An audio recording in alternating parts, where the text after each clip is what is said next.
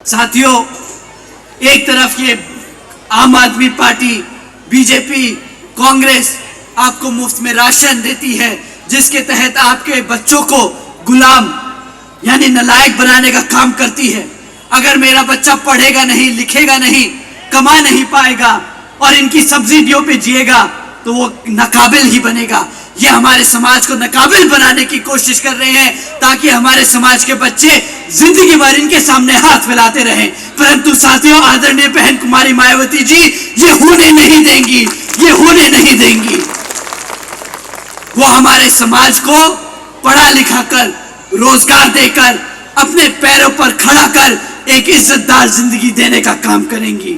साथियों, इसीलिए यहाँ पर बहुजन समाज पार्टी जरूरी है, इसीलिए दिल्ली की सत्ता बीएसपी के हाथों में होना जरूरी है।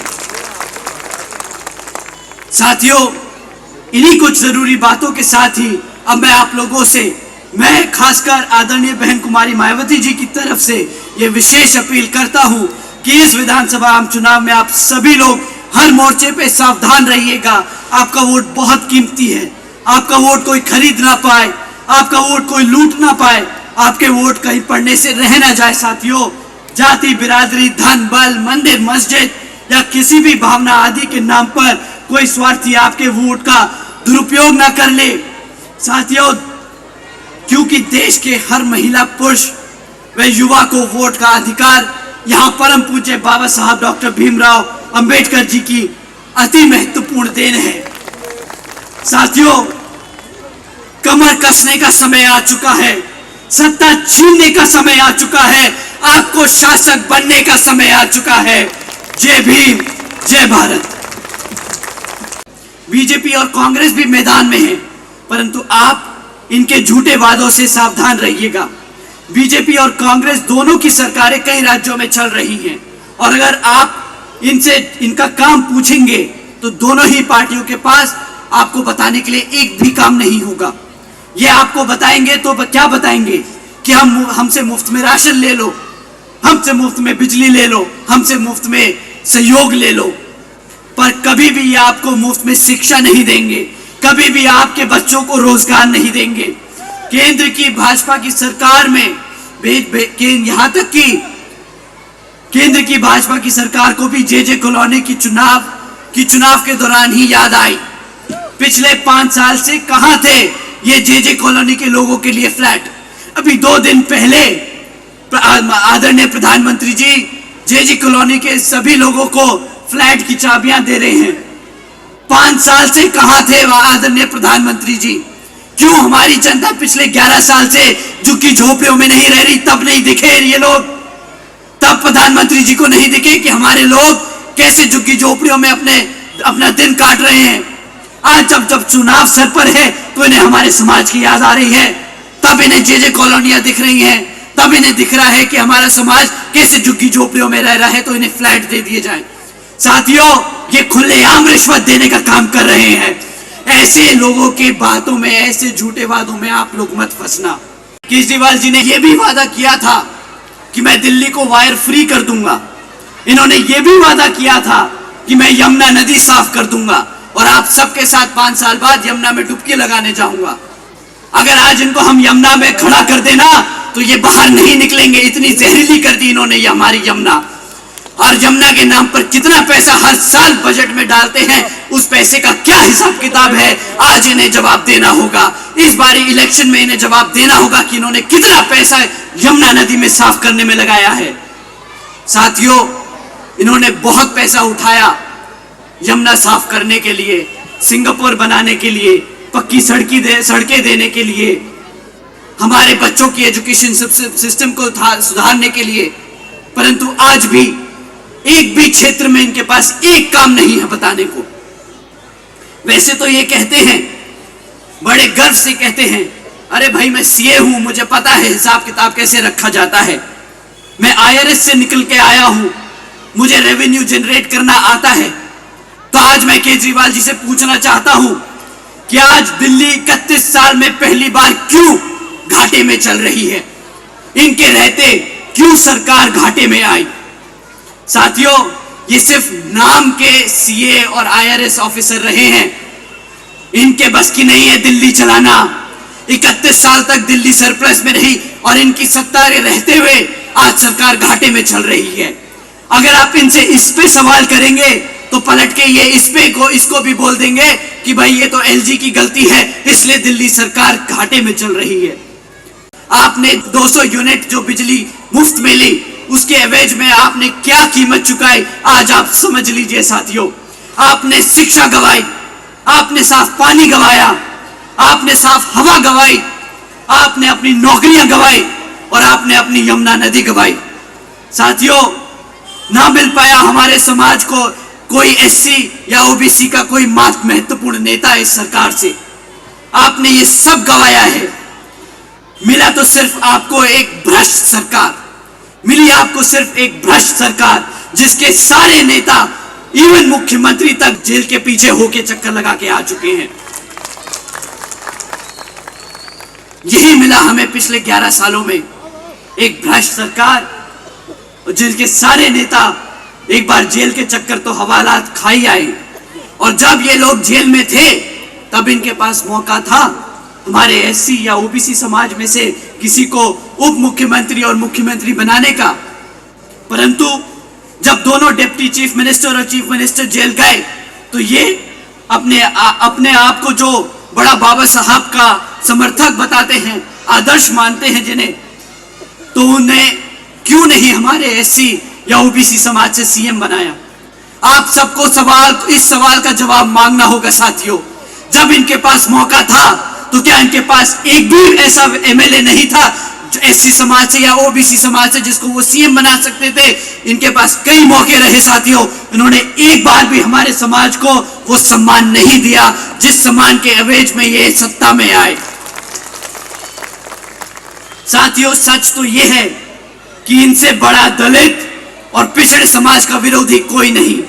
साथियों, आज मैं आप सबके बीच में ये कह रहा हूं, कांग्रेस की बात करनी बेकार है। आज बीजेपी के लिए तो मैं 2 शब्द बोल भी सकता हूं, कांग्रेस के लिए तो वो भी बोलना बेकार है, क्योंकि कांग्रेस के जो 2 भाई बहन हैं, ये दोनों जोड़े निकलकर फैशन खेलने से तो इन्हें फुर्सत मिलती नहीं। पार्लियामेंट में जाके नीली टी शर्ट नीली साड़ी पहन के नाटक पूरा कर लेते हैं। जिन राज्यों में इनकी सरकारें चल रही हैं, ये वहां तो हमारे समाज को आज तक सम्मान तो दे नहीं पाए। आज यहां पर जब दिल्ली के चुनाव सर पर है तो इन्हें फैशन खेलना है। साथियों, इन पे और 2 शब्द बोलूंगा तो वो भी जाए होंगे मेरे 2 शब्द। ये दोनों ही पार्टियां एक ही सिक्के के 2 पहलू हैं साथियों। ये दोनों ही पार्टियों ने हमारे बाबा साहब का सम्मान नहीं किया।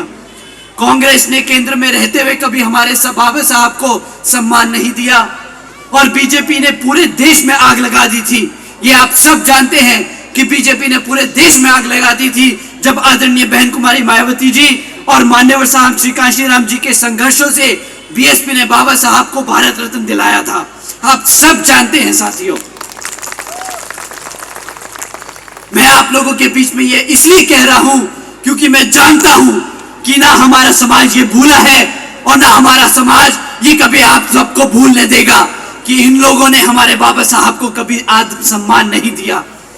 पिछले 11 सालों में यहाँ इन्होंने बहुत सारे गीत गाए हैं, इन्होंने बहुत सारे वादे किए कि मैं वर्ल्ड क्लास एजुकेशन, 28 लाख नौकरियां और मैं दिल्ली को तो सिंगापुर बना दूंगा। ये महासेठ सिंगापुर तो घूम आए और यहाँ पे लोगों को सिंगापुर का सपना भी दिखा दिया, बट आज सिंगापुर के नाम पे क्या मिला हमारी दिल्ली की जनता को? आज दिल्ली में साफ पानी तक नहीं है पीने के लिए। हर साल गर्मी के मौसम में हमारी दिल्ली की जनता को टैंकर माफियाओं के भरोसे जीना पड़ता है। यहाँ दिल्ली में कॉलोनी में टैंकर आएगा तो पानी मिलेगा, नहीं तो पानी नहीं मिलने वाला। साथियों, ये है सिंगापुर इनका, ये है आम आदमी पार्टी का सिंगापुर, जहां पे साफ पानी नहीं मिल सकता। ये किस तरीके के मुख्यमंत्री हैं? एक तरफ कहते हैं कि मैं सिटी ऑफ लेक्स बना दूंगा और जब बारिश का मौसम आता है तो पूरी दिल्ली डूब रही होती है। इनका मतलब है कि दिल्ली को डुबा दो तो सिटी ऑफ लेक्स बन जाएगा। साथियों, इनके वादों का कोई सर पैर नहीं। जब भी इलेक्शन आता है तो इन्होंने तो एक नया वादा निकाल के डाल देना है आप लोगों के बीच में। पूरा करे या ना करे, कोई इनको जिम्मेदार नहीं ठहराता। जब इनसे हम पक्की सड़कों के लिए बारे में पूछे, साथियों अगर आप इनसे कभी पक्की सड़कों के बारे में पूछेंगे ना, तो ये पलट के आपको जवाब देंगे कि जी वो तो एलजी काम नहीं करने देते। इनके पास हर चीज का जवाब है। जब आप इनसे सवाल करेंगे तब ये अपनी जिम्मेदारियों से पल्लू झाड़ने का काम करेंगे। तब ये बोल देंगे कि भाजपा काम नहीं करने देती, केंद्र की सरकार काम नहीं करने देती, एलजी काम नहीं करने देता। आज दिल्ली की जनता को इनसे पूछना होगा कि भाई अगर तुमसे काम नहीं होता है तो सत्ता छोड़ दो, नहीं जरूरत है तुम्हें मुख्यमंत्री या आम आदमी पार्टी को सत्ता में रहने की। ये किसी से छिपा नहीं कि केजरीवाल जी एससी ओबीसी विरोधी हैं, आरक्षण विरोधी हैं और बाबा साहब विरोधी हैं, क्योंकि वो जानते हैं केजरीवाल जी की पार्टी, क्योंकि आप सब जानते हैं, आप सबको पता होना चाहिए, क्योंकि केजरीवाल जी की ही पार्टी है जिसने सुप्रीम कोर्ट में एससी एसटी रिजर्वेशन में सब क्लासिफिकेशन की याचना लगाई थी। साथियों मैं फिर से कह रहा हूं, केजरीवाल जी एससी ओबीसी विरोधी हैं, आरक्षण विरोधी हैं और बाबा साहब विरोधी हैं। केजरीवाल जी ने एक नहीं कई बार ये वादा किया है। 2014 में उन्होंने वादा किया था कि मैं दिल्ली में 8 लाख रोजगार दूंगा। उसके बाद 2022 में दोबारा वादा किया कि मैं 20 लाख से ज्यादा सरकारी नौकरी दूंगा, यानी टोटल में 28 लाख से ज्यादा रोजगार देने का वादा किया था। परंतु आज 11 साल बाद भी केजरीवाल जी की सरकार ने मात्र 12,500 नौकरियां दी हैं, मात्र 12,500 नौकरियां। भाई साहब इनसे अगर कोई पूछे ना कि आपके वादों के पिटारे को खोल के दिखाओ, तो ये तो इतनी लंबी हाँकते हैं जैसे द्रौपदी की साड़ी हो, ये फेंके जाए और हम लपेटते जाएं। 28 लाख नौकरियां देने का वादा किया था और दिया क्या? 12,500 नौकरियां। ये भी कोई वादा होता है? ऐसे तो हम धोखा भी नहीं कह सकते, तो सामने मुंह पे झूठ बोल के गया आदमी। इतना ही नहीं बल्कि दिल्ली में जो पहले से सरकारी नौकरियां थी उनका आज इतना बुरा हाल कर दिया भाई साहब ने। आज 40% से ज्यादा वो सरकारी नौकरियों को भी इन्होंने कॉन्ट्रैक्चुअल यानी कच्ची नौकरियां बना दी। एक तरफ तो इन्होंने पक्की नौकरियां दी नहीं, दूसरी तरफ जो सरकार में पहले पक्की नौकरियां थी उनको भी आधी से ज्यादा नौकरियों को कच्ची बना दिया, ताकि कच्ची नौकरियों में इन्हें बाबा साहब का दिया हुआ जो हमारा आरक्षण है वो ना देना पड़े।